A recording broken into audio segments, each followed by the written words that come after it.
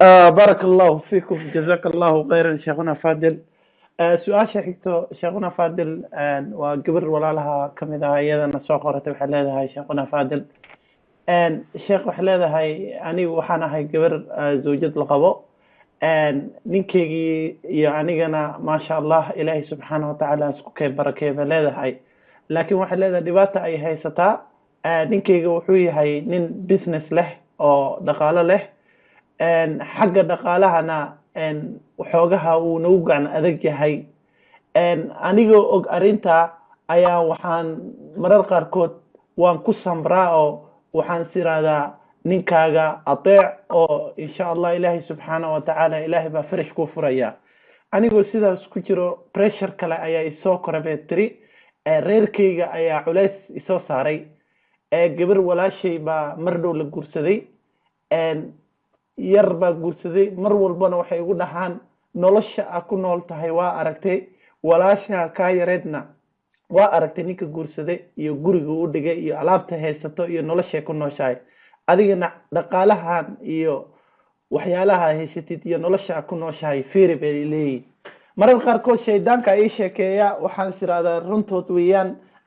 ninkeyga yani ayaan ku fikiraa inaan probleme ku furo ama aan buuq ku furo, haddana waan isqabtaa oo ilaahay subxaana watacaala baan xasuustaa. marka waxay leedahay sheekhuna faadil, maxaa igula talin lahayd anigoo dhinaca waalidka iyo qaraabadana pressure iga saaran, ninkeygana oo xaggaana dhaqaalahana gacantiisa xoogaa yaro adag tahay. labadaas ayaa u dhaxeeya. sheekho culays baa isaaran, iisoona ducey bay leedahay. falyatafadal mashkuuran waajuura sheekhuna.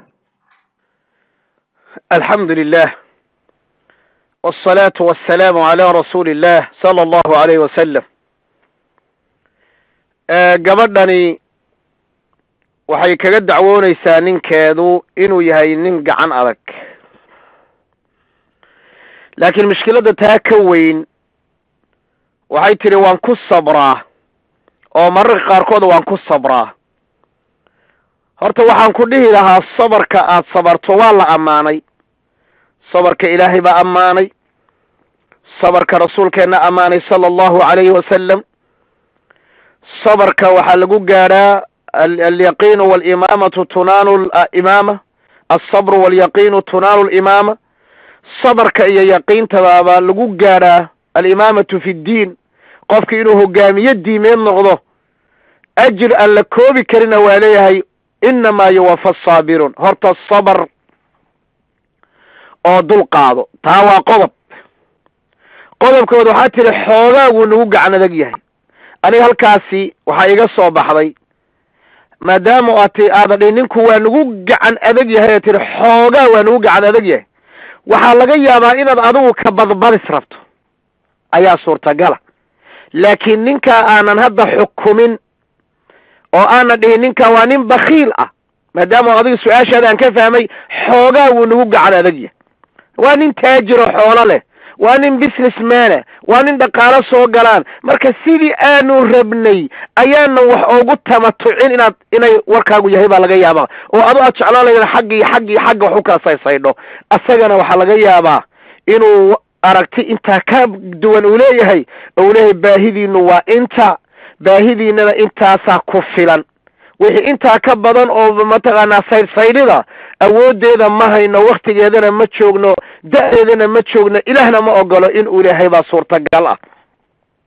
marka maadaama tiri xoogaa wuu nagu gacan adag yahay, xoogaaga ka maqan gacan adayga inta ka maqan sidaad adiguba sabarka iyo dulqaadka ugu kabaysay horta ugu kab. hortaa intaasaan ku leh. mas'aladu markaa midda ugu khatarsan marka, oo adiguna hadda aad ninkiiba kuma aada dheeraanina aad u soo leexatay, waxaa weye waxaa tiri walaashay ayaa la guursaday mar dhow, kadibna ehelkaygii ayaa waxay ileeyihiin bal arag gabadhi kaa yarayd ee shalay la guursaday, bal aduse arag nolosha aad ku nooshahay. markaasa mararka qaarkood waxaan damcaabay tiri gabadhu inaan ninkayga dhibaato ku furo. gabadh aan caqli lahayn baa waxaa samays, gabadh aan waxgarad ahayn baa waxaa ku ta'asurta, gabadh nasiib darro ku soo socota ayaa waxaasoo kale mataqaanaa ka taxsi qaadata. maxaa kaa galay gabar kaloo kaa yar ilaahayow jannada adduunyada ha la geliyo adiga ninkaaga iyo carruurtaadaa ku khuseeya marka nolosha in lagu miisaamo shaksi kalaaba khaldan horta marka koowaadba su-aashii tan ka horeysay maalintan waxaa nin baa wuxuu lahaa islaantaydii maxaan ka sameeyaa gabadh dariskeeda oo mar walba jiim tagto oo isdhuuftaan leh ku daye ummaddan horta nolosha laisku qiyaasayo reerahay dumisaa ee horta faa'iido badan inta badan ma keento gabadhaa cusub ee dambe walaashaa reerka allah u barakeeyo ninkeedan allah u barakeeyo adigana ninkaaga iyo reerkaaga allaha kuu barakeeyo allahana ku tuso inta adigu aad haysato reer kasta waxaan leeyahay gabadhiina ma in ayadoo intaasoo carruura ay haysata in la soo furaad ku faraxsantihiin ma waxbaad ku dhaantaan ku kaba inta ay ninka kalaadahay idinku siiya ma siin kartaan sow ma aha waxba ha ka rabin ayada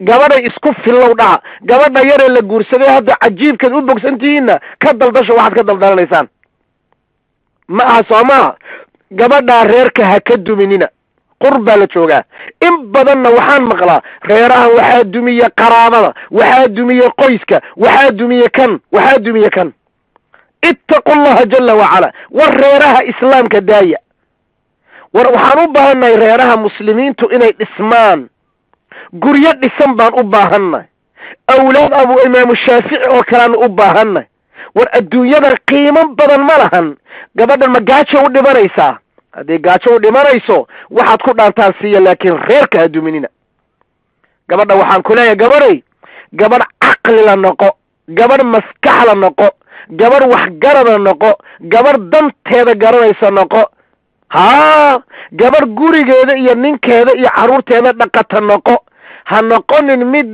lagu qiyaasoo la yidhahdo heblaayaba wataase adigu maxaa tahay taasoo intay khalkhal kugu beerto haddee ninkan taajirka ah gabdho badan baa u taagan waddada walle adiguna meel cidloon baa lagu dhigi hadhowta farta dhexda ka qadiidi doontaa ninkaagana baylaha dhigin adiguna baylaha isdhigin ilaahayna ka baq tabaaraka wa tacaala shaydaanka qalbigaaga ku soo dhacayana ninkaagana cuqubadiisa ha guranin wuu ku jecel yahay wuu ku dhaqanayaa kama aadan calaacalin wuu idiraamaada dhihin wax kaloo igu sabamaada dhihin xoogaa waa nagu gacleeleyahay mararka qaarkood dhibaato ma ku furtaa baan dhahaa ilahay kama heshoonaysid ilaahay kama baqaysid ilahay baaba asaga wax kugu soo dhiibay asagaaba ilahay kugu arsuqay maad ilaahay caabudido alxamdulilah dhahdid marka gabdhaha muslimaadka ilaahay ha ka baqeen reerahooda ha haysteen biidnillahi tabaaraka wa tacaala qaraabaduna reeraha muslimiinta yayna duminine